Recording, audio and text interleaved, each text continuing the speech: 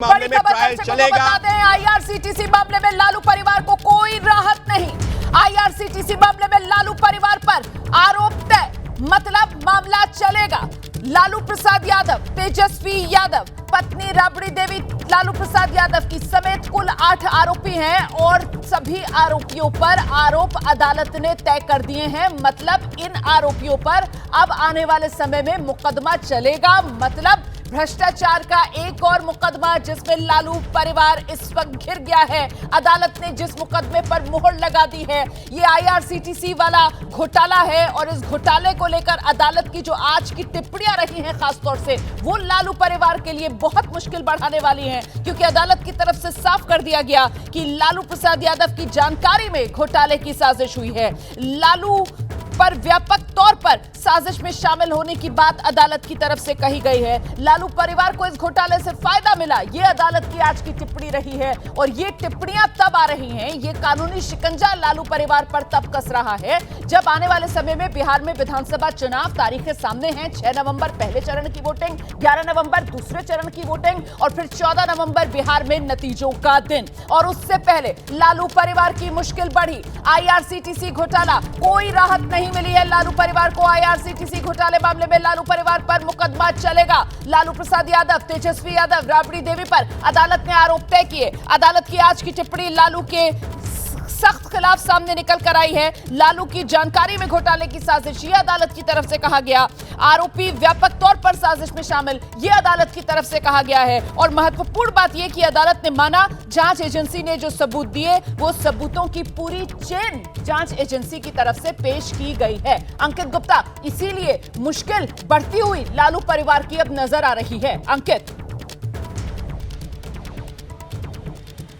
बिल्कुल रोमाना, और कोर्ट की ये टिप्पणी इस तरह से भी महत्वपूर्ण है क्योंकि कोर्ट ने अपने इस आदेश में ये कह दिया है कि जो जांच एजेंसी है उसने एविडेंस की चेन, यानी कि सबूतों के जो एक चेन ऑफ एविडेंस होता है जो कोर्ट की जो किसी भी कार्रवाई में बहुत महत्वपूर्ण होता है, तो वो जो है सीबीआई साबित करने में कामयाब रही है। और इसी वजह से रोमाना अभी बस हमको एक चीज़ पर नजर रखनी है कि जो आरोप तो तय कर दिए गए हैं, लेकिन जो सीबीआई की चार्जशीट में आईपीसी की धारा 120B था, 420 था और उसके अलावा प्रिवेंशन एक्ट की धारा 13/2 था और 13 सब क्लॉज 1D था। क्या इन चारों ही धाराओं में आरोप तय किए गए हैं या फिर किसी धारा में राहत मिली है? कुछ देर में अदालत के आदेश से वो जरूर साफ हो जाएगा, लेकिन इस वक्त के लिए बड़ी खबर यही है कि अब लालू प्रसाद यादव, दर्शकों को ये बताना चाहती हूँ, आप रहिए मेरे साथ, कि सीबीआई की तरफ से जो धाराएं जिसके तहत चार्जशीट दाखिल की गई थी आईआरसीटीसी मामले में, वो यही धाराएं हैं जिसका जिक्र अंकित गुप्ता की तरफ से की जा रही है। एक तो क्योंकि उस समय इंडियन पीनल कोड था तो आईपीसी की धारा 420, आईपीसी की धारा 120B जो षड्यंत्र के लिए मानी जाती है, आपराधिक षड्यंत्र। इसके अलावा प्रिवेंशन ऑफ करप्शन एक्ट की जो 13 सेक्शन है उसमें 13(2), 13(1)D, तो ये वो तमाम धाराओं के तहत चार्जशीट आगे रखने की बात सीबीआई की तरफ से कही गई थी और अब अदालत की तरफ से आईआरसीटीसी में मुकदमा चलाने के मामले पर मुहर लगा दी गई है। लेकिन वो मुकदमा किन किन धाराओं के तहत चलेगा, इसको लेकर अभी कुछ ही देर में और तस्वीर साफ हो जाएगी। फिलहाल एक बार फिर से आपको अपने सहयोगी अंकित गुप्ता के पास लेकर चलेंगे और जरा जानते हैं अंकित गुप्ता से। अंकित, सुशील पांडे जो कोर्ट रूम के भीतर मौजूद है उनकी तरफ से क्या कहा गया जब अदालत ने यह फैसला सुनाया कि आईआरसीटीसी का घोटाला और इस मामले में भी मुकदमा चलेगा लालू परिवार पर? तो फिर लालू परिवार की प्रतिक्रिया, क्या कुछ खबरें सामने आ रही हैं अंकित? प्रतिक्रिया तो सामने नहीं है। ये एक बड़ा अपडेट सुशील के हवाले से एक जरूर मैं देना चाहूंगा।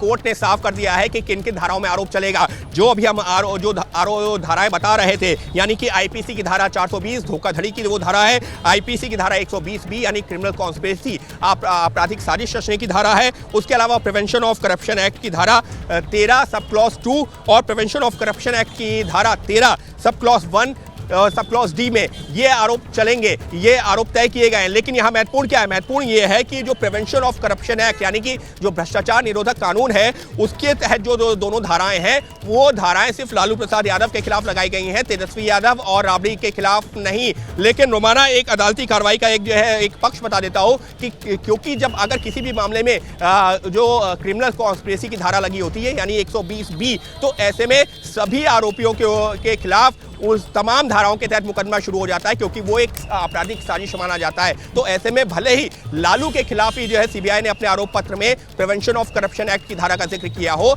लेकिन जब इस मामले में ट्रायल आगे बढ़ेगा तो सीबीआई इस बात पर जरूर जोर देगी, क्योंकि एक क्रिमिनल कॉन्स्पिरेसी हुई है, आपराधिक साजिश रची गई है। लिहाजा राबड़ी और तेजस्वी के खिलाफ भी इसी धारा के तहत मुकदमा आगे बढ़ना चाहिए और उनको जो दोषी करार देना चाहिए, ये इस बात पर जोर दिया जाएगा। जी रोमाना। तो आईआरसीटीसी मामले में लालू परिवार पर मुकदमा चलेगा, अदालत की तरफ से साफ कर दिया गया। जी अंकित, जल्दी से। एक बड़ा अपडेट आ गया है। कोर्ट ने लालू प्रसाद यादव से पूछा है कि क्या आप अपना अपराध मानते हैं, यानी कि यू प्लीड गिल्टी। तो लालू यादव, तेजस्वी और राबड़ी देवी ने अपराध मानने से इनकार कर दिया है। जो टेक्निकल टर्म होती है वो होती है नॉट प्लीड गिल्टी, यानी कि मैं अपने आरोप स्वीकार नहीं कर रहे हैं हम लोग, और वही किया है लालू प्रसाद यादव, तेजस्वी और राबड़ी देवी ने, और उन्होंने साफ कह दिया है कि हम इस मामले में मुकदमे का सामना करेंगे। तो इस वक्त के लिए ये दूसरी बड़ी खबर कि लालू परिवार ने आरोपों को मानने से इनकार कर दिया है, कहा है कि हम मुकदमे का सामना करेंगे। और राबड़ी देवी ने तो यह भी कह दिया है कि केस गलत है।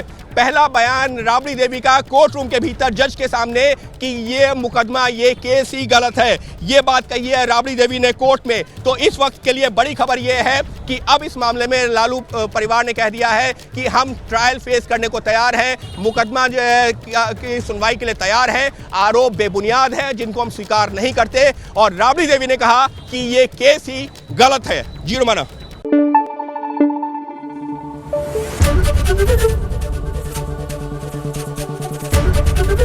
एबीपी न्यूज आपको रखे आगे।